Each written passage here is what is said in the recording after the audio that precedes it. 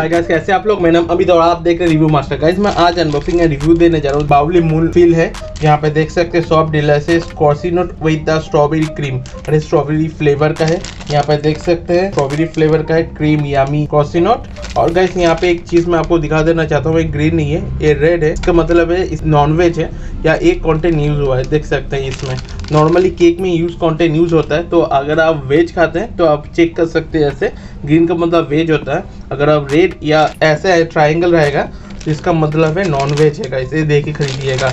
अच्छा, nutrition value मैं आपको दिखा देता हूँ, अगर आप चाहे तो वीडियो को पॉज करके इसको रीड आउट कर सकते हैं।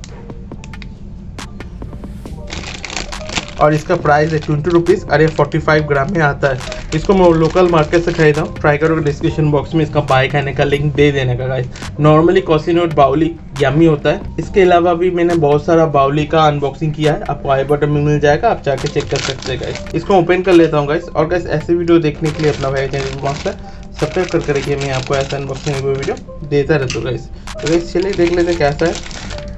तो गाइस देख सकते हैं बहुत ही फ्लॉपी है कॉर्सिनोट, और अंदर में आई थिंक स्ट्रॉबेरी होगा जो क्रीम, बिल्कुल एकदम स्ट्रॉबेरी का फ्लेवर आ रहा है, फ्रेश है। तो टेस्ट करके आपको बताता हूँ ये कैसा है एक्चुअल में।